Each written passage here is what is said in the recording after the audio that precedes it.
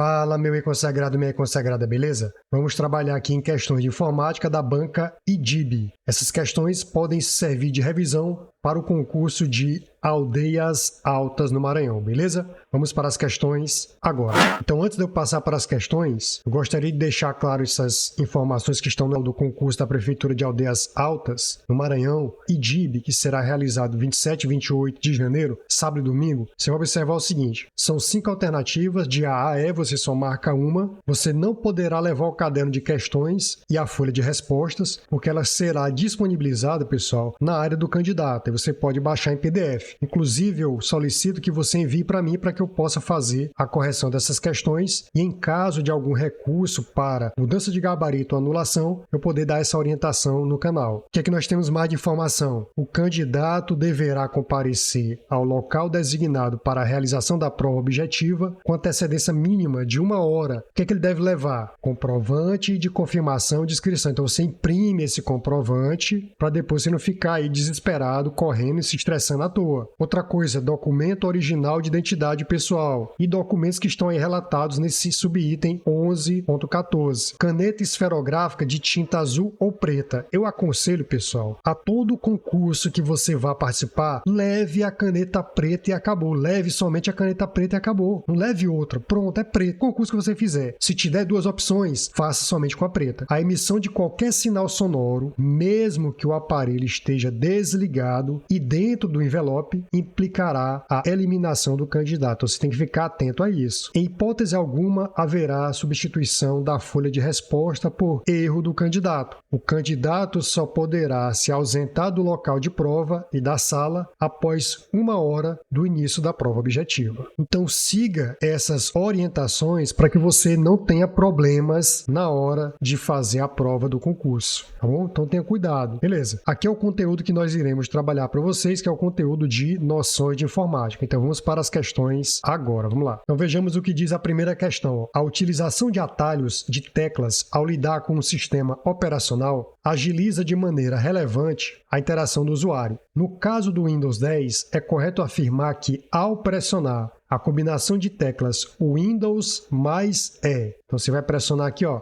Windows mais E. O que acontece? Olha só, criar uma nova pasta, você pressiona Ctrl Shift N. Tem abrir o navegador, deletar permanentemente arquivos, você vai pressionar Shift Delete e confirma. Criar um atalho para a lixeira, você pode clicar e arrastar pressionando o botão esquerdo do mouse, acompanhado da tecla Ctrl. Então você vai o quê? Clicar e arrastar mais Alt. Abre o explorador de arquivos. Essa é a resposta. Então olha só, pessoal, essa questão é muito comum em concursos, inclusive é importante para a prática diária. Observe essa questão do Ministério das Comunicações, ó, elaborado pela banca Sebrasp. É possível abrir o explorador de arquivos a partir da combinação de teclas a seguir, Windows mais E? Isso aqui estaria o quê? Certo. Então realmente aqui ficou letra E na primeira questão. Próximo. Olha o que diz a próxima questão. Considerando o uso das teclas de atalho no Windows 10, instalação padrão português do Brasil, assinale a alternativa incorreta. Ctrl X recorta um item selecionado? Sim, ele vai recortar. Ctrl Z desfaz uma ação? Correto. Ctrl R refaz uma ação? Não, é Ctrl Y. Ctrl Y é que refaz uma ação. E Ctrl D manda o item selecionado para a lixeira. Perfeito. Então o gabarito aí é a letra C, porque na verdade seria Ctrl Y para refazer uma ação. Próximo. O sistema operacional Windows possui diversas teclas de atalho que realizam operações variadas. Sobre o uso de algumas delas, assinale a alternativa que indica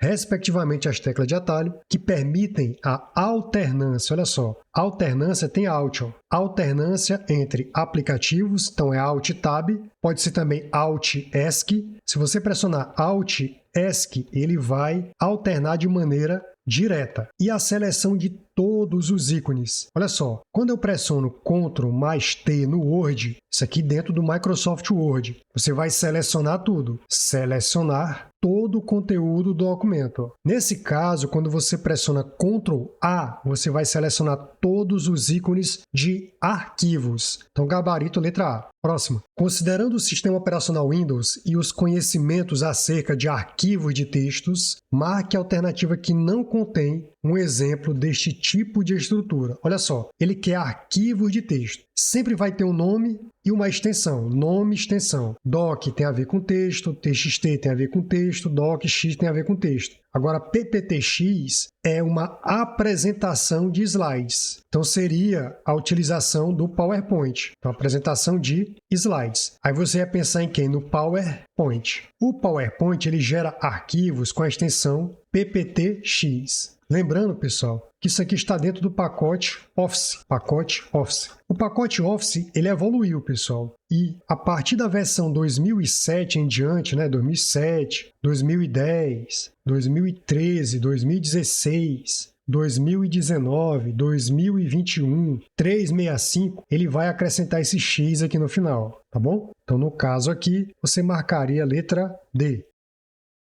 Próximo, o uso de assistentes virtuais. Hoje em dia é muito comum você utilizar um assistente virtual como a Siri, por exemplo. No caso do Windows, nós temos a ideia da Cortana. Observe o seguinte, a partir do Windows 10, você vai ter a Cortana como sendo o assistente virtual. Lembrando que no Windows 11 foi anunciado a descontinuação do assistente virtual denominado Cortana pela Microsoft. Observe que a Cortana tem um lançamento no dia 2 de abril de 2014 no Windows 10 e descontinuada no Windows 11. Gabarito seria a letra B.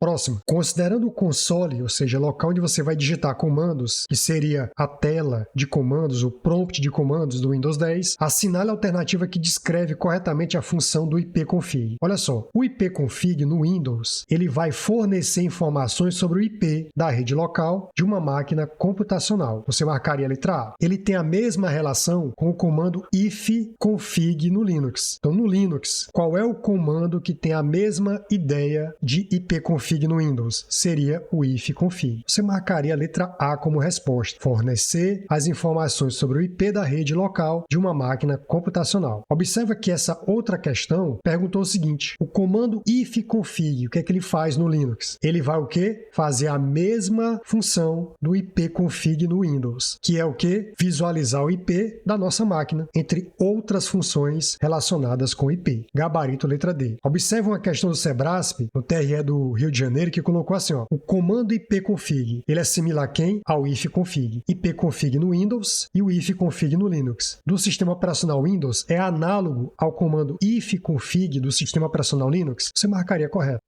Próxima questão. Considerando a seguinte linha de comando digitada e executada no console de comandos de um ambiente Linux, olha só, ele digitou esse comando aqui, ó. Aqui é um usuário simples, é um usuário comum. SSH, pessoal, é para você acessar alguma coisa remotamente, algum recurso remotamente, utilizando criptografia. Aqui é o usuário, ó, usuário João, que está associado a esse endereço IP aqui, ó. Então você marcaria qual alternativa? Pensa o seguinte, usuário hashtag ou jogo da velha é para o superusuário. Como eu falei para vocês, o cifrão é para o usuário comum. O que está acontecendo aqui? Está acontecendo o que diz a letra A. Não é o serviço SSH? Ele vai acessar remotamente o servidor. Isso aqui é um endereço de IP, ó. É um endereço virtual que está na versão 4. Então, no caso, através do usuário João. Gabarito letra A. Próximo. Quanto ao conhecimento do uso da internet, assinale a alternativa incorreta. Observa que ele quer a incorreta. Então, observe o seguinte, você tem a ideia de download. Download é o seguinte, você acessa um site. Por exemplo, você acessou o site da Banca IDIB. E lá você viu o edital da Prefeitura de Aldeias Altas. Beleza? E aí você quer verificar esse conteúdo no seu computador. O que é que você faz? Você usa o seu navegador, você digita o endereço virtual da Banca IDIB e aí você vai acessar o setor, a seção relacionado ao concurso de Aldeias Altas. Aí o que você vai fazer? Vai clicar no arquivo em PDF e vai baixar. Você vai descarregar, você vai fazer o download. Agora o que acontece? Você lê o edital e vai se candidatar a uma vaga nesse concurso. O que você fez? Você enviou o formulário. Quando você envia algo para a internet, você vai fazer uma coisa chamada de upload. Load quer dizer carregar, carregar para cima. Download,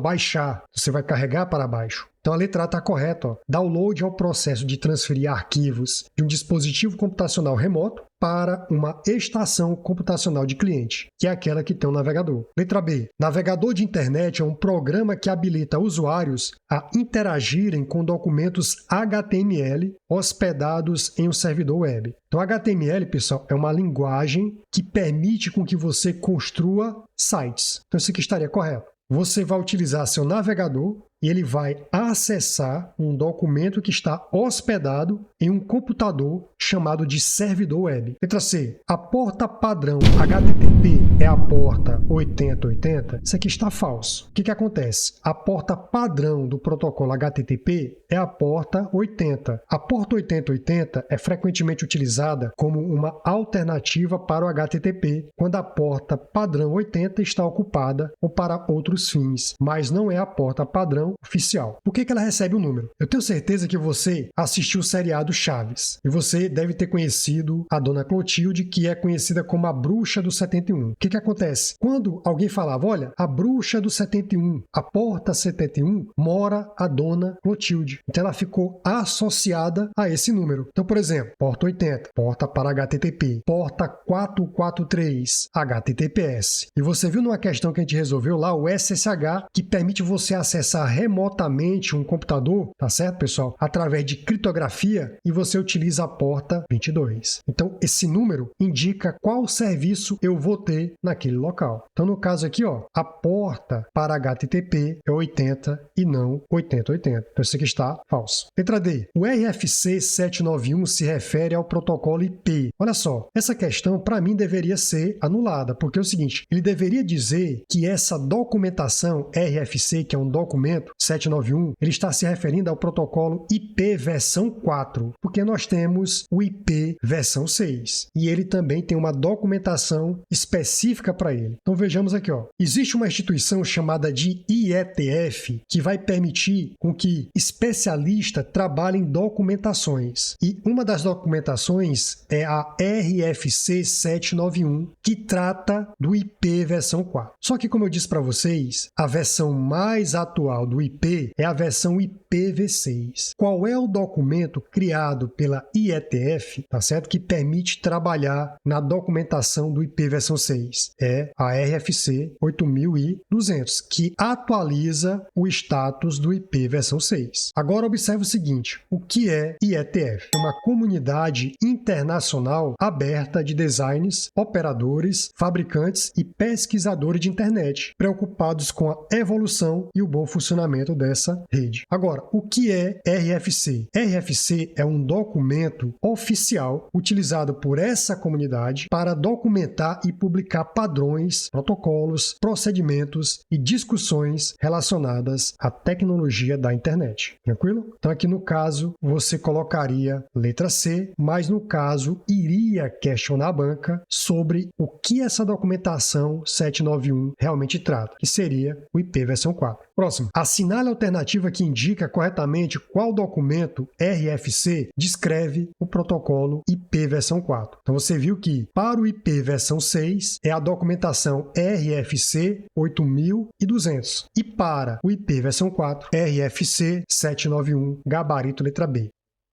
Próximo. Com os programas de navegação na web, os navegadores, é possível visitar as páginas eletrônicas existentes na rede. Cada página visitada é identificada por um endereço virtual chamado de URL, que deve ser digitado na barra de endereços do navegador. Assinale a alternativa que indica corretamente o protocolo utilizado pelos navegadores para acessar uma página eletrônica da web. Lembrando, pessoal, que navegador também é chamado de browser.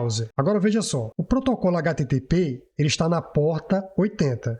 Ele é um protocolo para transferência de hipertexto, ou seja, é um protocolo utilizado para transferência de informações na World Wide Web, que seria a www. O HTTP permite que os navegadores solicitem recursos como página da web e que os servidores enviem esses recursos de volta para os navegadores. O HTTP é a base para a comunicação na web, permitindo que os usuários acessem e interajam com o conteúdo da internet por meio de hipertexto e hiperlinks. Agora, o que é o hipertexto? É um sistema de organização e apresentação de informações que permite conexões não lineares entre diferentes blocos de texto. Em essência, é um formato de texto que contém links, os quais permitem que um usuário navegue entre diferentes partes do texto, documentos ou recursos digitais de forma não linear, por causa dos links. Em contraste com o texto tradicional, onde a leitura segue uma sequência linear de páginas ou parágrafos, o hipertexto permite que os usuários acessem informações de maneira não sequencial, pulando de uma parte do texto para outra por meio de links incorporados. Esses links podem direcionar para outras seções do mesmo documento ou para documentos e recursos externos na internet. Então aqui você marcaria letra C. A letra A, FTP, é transferência de arquivo. Letra B, HTML, é uma linguagem que permite você construir sites. E na letra D, POP3, seria um serviço que permite você receber e-mails. Próximo. Essa questão, pessoal, ocorreu para o CRESSE, 20ª região, ali no Maranhão. Profissional de suporte técnico administrativo. Observe o seguinte, ó. As páginas eletrônicas ou páginas web compõem a parte gráfica da internet, possibilitando a incorporação das mais diversas mídias como conteúdo. Ao conteúdo textual apresentado nas páginas da web é dado a denominação de seria hipertexto, gabarito letra C. Próximo. As páginas eletrônicas da web são exibidas utilizando-se de programas chamados de navegadores ou browsers. Para manter a segurança no seu uso, procurando, por exemplo, evitar a leitura dos dados enviados de seu navegador, utiliza-se um protocolo específico de segurança. Assinale a alternativa que traz o nome correto deste protocolo. Então, observe o seguinte, ó. Quando você utiliza o HTTPS, que tem a ideia do certificado digital, você tem lá a ideia do cadeado fechado, né? Você tem a junção do HTTP convencional mais a criptografia SSL ou TLS. O que seria SSL ou TLS? Atua criptografando os dados para que, se interceptados por terceiros, não possam ser lidos ou modificados. Isso é fundamental para a segurança online, especialmente em transações financeiras ou em qualquer interação que envolva informações confidenciais. Então, por exemplo, se você vai acessar o site do seu banco, verifique o HTTPS. Tá bom, pessoal? Então, você marcaria a letra D. Lembrando que ele está na porta de segurança, porta 443. Então, marque a letra D. Próximo. Assinale a alternativa com a correta complementação. O URL, que é o endereço virtual, é o nome dado a quê? Letra A. Endereço web, utilizado para acessar e identificar páginas eletrônicas na web. Seria o endereço virtual.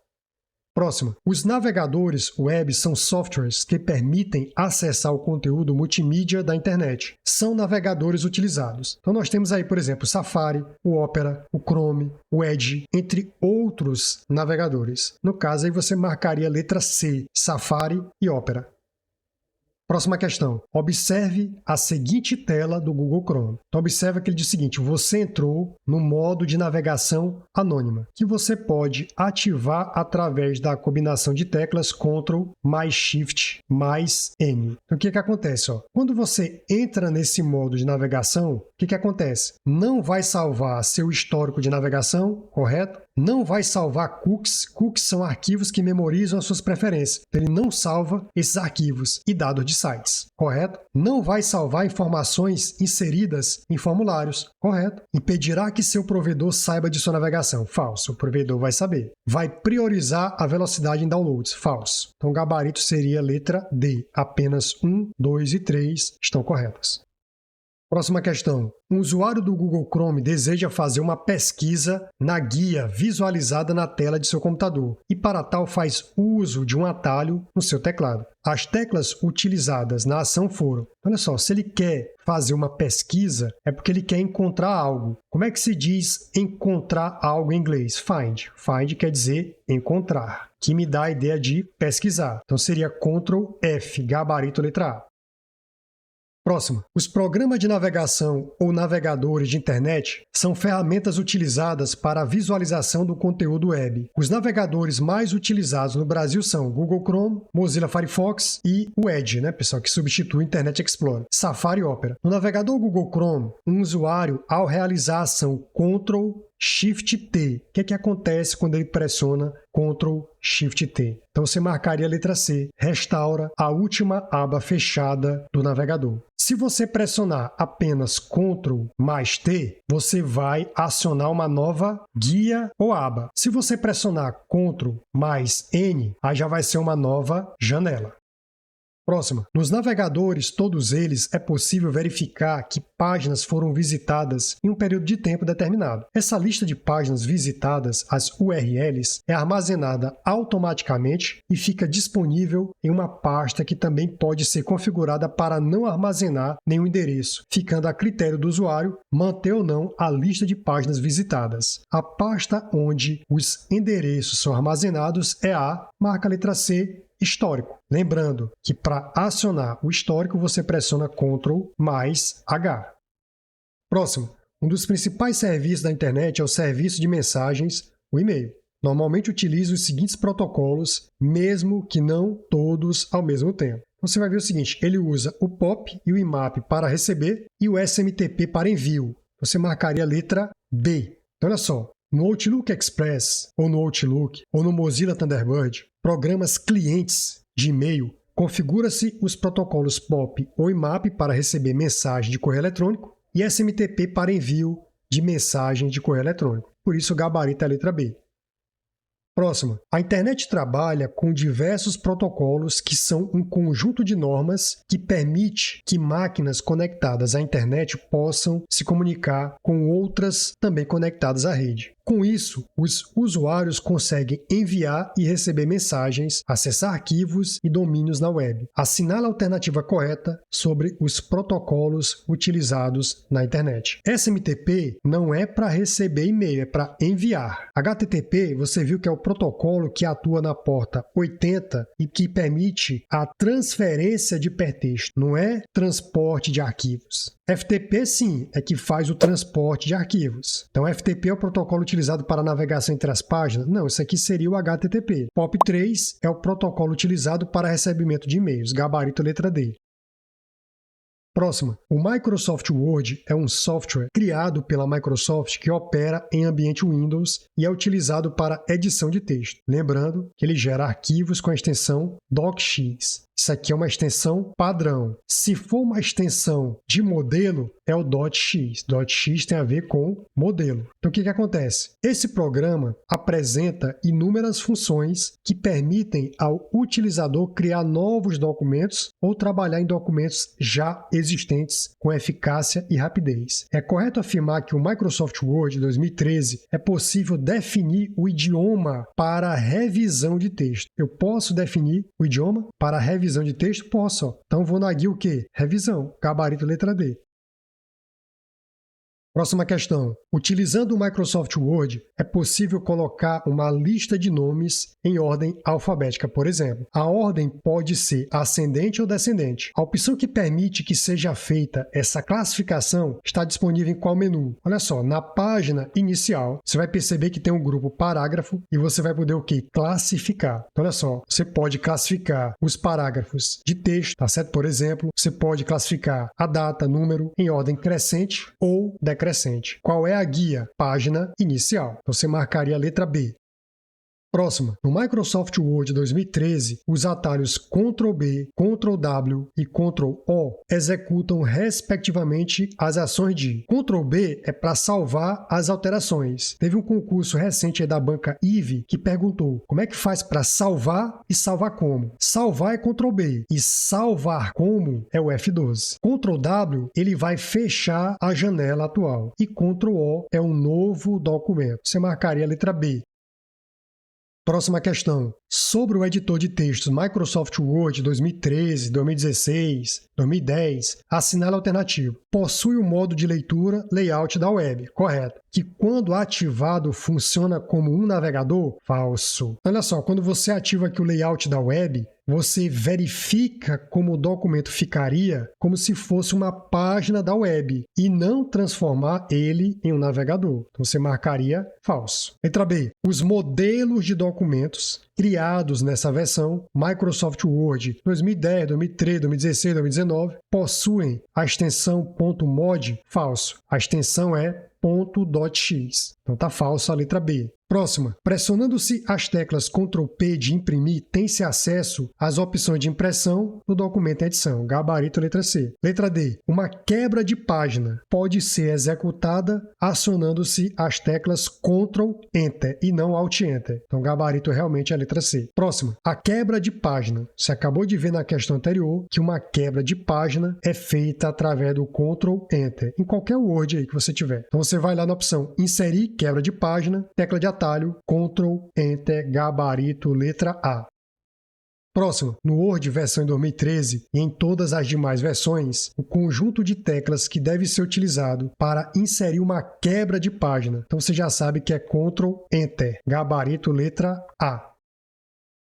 Próxima. Os documentos de texto no Microsoft Word podem ser impressos na quantidade desejada de cópias e também páginas específicas. Assim, para imprimir de um documento contendo 120 páginas, apenas as páginas 10, 12, 15 e de 20 a 30 em uma mesma impressão, devemos utilizar o seguinte, ó. Se eu quero a 10, a 12 e a 15, eu posso separar por vírgula aqui, ó, 10, 12, 15. E se eu quero da 20 até a 30, eu separo aqui e coloco 20-30. Eu marcarei o gabarito aí a letra B. Alguns colocam até ponto e vírgula aqui, ó, certo? Mas no caso aqui, realmente o gabarito é a letra B. Próximo. O Microsoft Excel é um software utilizado para manipular dados organizados em planilhas. Foi criado pela Microsoft em novembro de 87, para computadores que usavam o sistema operacional Windows, mas já rodava em ambiente Mac desde 85. Ao digitar em uma célula igual, parênteses 20 mais 30 menos 80, barra 2, fecha parênteses, aí tem um circunflexo que representa a potência, elevado a 2 no caso. No Microsoft Excel, o que acontece ao pressionar Enter? Então olha só, ele vai fazer o seguinte, ó, igual, quanto é 20 mais 30? Vai somar aqui, então você vai ter 50, menos 80 dividido por 2, isso tudo elevado ao quadrado. Vai ficar o seguinte, ó, 50 menos 80 por 2 dá 40, elevado ao quadrado. Esse aqui vai ficar 10 ao quadrado. Esse aqui vai valer quanto? 100. Você marca a letra D. Próxima questão. O Excel é uma ferramenta utilizada no mundo inteiro pela facilidade de organização e criação de fórmulas para planilhas. Considerando as fórmulas do Excel 2013, assinale a alternativa que indica corretamente a fórmula capaz de informar qual o valor total de um produto que custa R$ 399,00, mas está com 17% de desconto. Olha só, uma das maneiras seria o seguinte, ó, o 399 é 100%, então poderia ser assim, ó, 399 menos 399 vezes 17%. Aqui seria uma maneira, ou seja, eu pegaria o endereço aqui, ó, no caso, B5 menos B5 vezes 17% que está aqui no endereço, ó, C5. É uma maneira. Só que você entende o seguinte, olha, o 399 é o 100% e você vai ter um desconto de quanto? De 17%.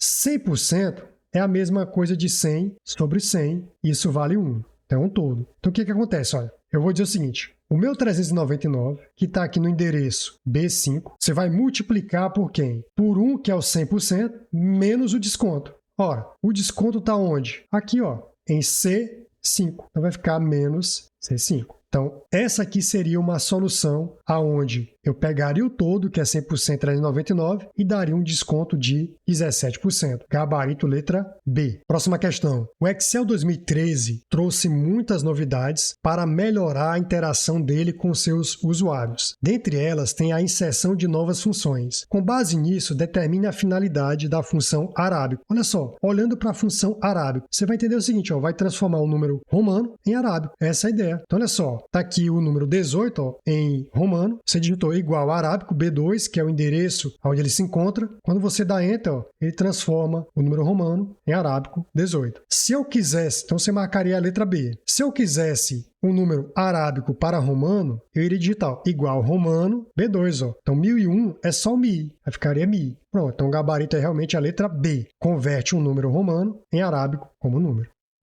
Próxima questão. Entre as funções de datas existentes no Microsoft Excel, eu tenho uma aula no canal só sobre essas funções aí. Qual deve ser utilizada para retornar o número de dias entre duas datas informadas? Então, já vou utilizar essa função aqui, ó, dias, onde eu vou pegar a data final, ponto e vírgula, separa ó, com, ponto e vírgula quer dizer com, a data inicial. Então, observe o seguinte, ó, eu tenho aqui uma data 10/12/2023 e 15/12/2023. Aí eu quero saber a quantidade de dias entre elas. Eu vou pegar a data final, tá aqui, ó, com a data inicial. A final e a inicial. Observe que ele coloca até uma cor aqui específica, ó, B1, que seria a data final, e aqui vermelho, ó, a data inicial. Então, no caso, quando eu der um Enter, vai ficar o quê? 5 dias entre essas datas. Então, você marcaria gabarito letra A. Uma coisa interessante, pessoal, a função agora, ela me dá a data e hora do sistema. Diferente da função igual hoje, que vai me dar exatamente o que? A data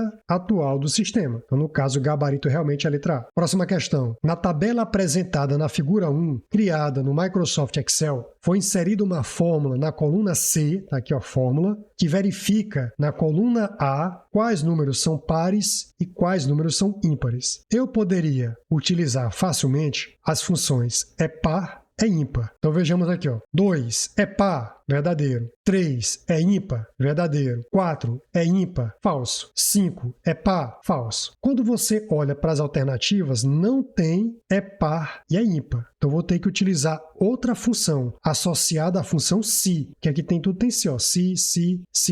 Então veja só, existe uma função chamada de mod. Essa função, ela vai me dar o resto da divisão. Ela vai me dar o resto da divisão de dois números. Beleza. Então, por exemplo, se eu tiver assim, ó, 4 dividido por 2, vai dar 2, o resto é 0. Se deixou o resto 0, eu já sei que é par. Se eu pegar 5, dividir por 2, vai dar 2, resto 1. Se deixou um resto, eu já sei que é ímpar. Deixou o resto 0, é par. Então, beleza. Ó. Observa aqui comigo. Ó. Por exemplo, 4 dividido por 2. Eu digitei lá, ó, igual mod A2, ponto e vírgula B2. Vai sair quanto? 0. 5 dividido por 2. Se eu digitar igual mod A3, ponto e vírgula B3. Qual foi o resto? 1. Voltando para cá, então agora nós iremos analisar a função se. Eu já expliquei ela aqui passo a passo no canal. Então, o que faz a função se? Ela faz um teste lógico para verificar algo. Se esse algo for verdadeiro, vai para valor se verdadeiro. Se esse teste feito der algo falso, me leva para algo contrário que é falso. Ou seja, no se, a análise vai me levar para algo verdadeiro ou falso. Então, por exemplo, se eu disser assim, ó,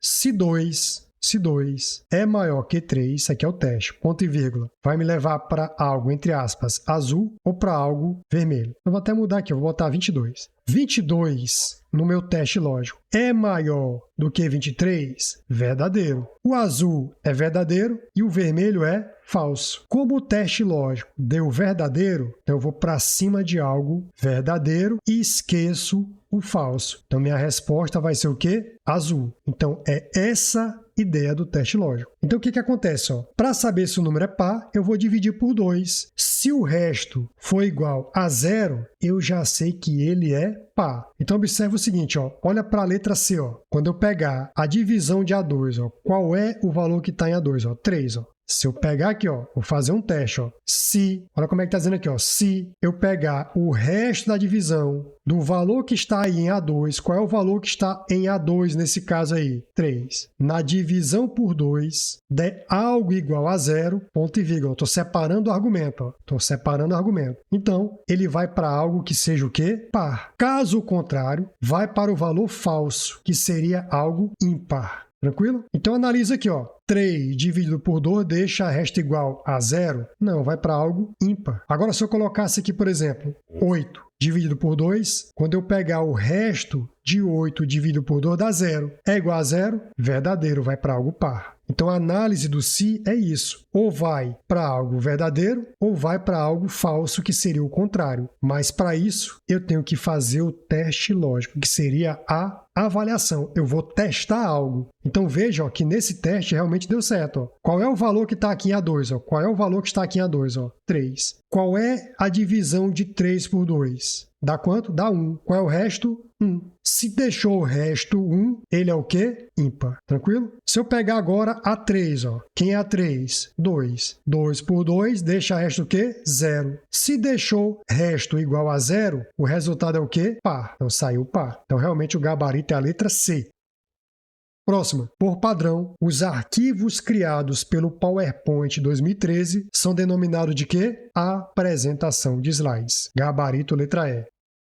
Próxima questão. João enviou um e-mail para Carlos contendo informações importantes da empresa em que eles trabalham. Porém, o invasor conseguiu interceptar essa mensagem e alterou essas informações sem que João e Carlos desconfiassem inicialmente. Se houve comprometimento do conteúdo da mensagem, qual dos princípios básicos da segurança da informação foi violado? Olha só, se ele pegou a informação e alterou, é como se você pegasse algo que tivesse um lacre e tirasse o lacre, quebrasse o lacre. Se quebrou o lacre, perdeu a sua o quê? Integridade. Gabarito letra B.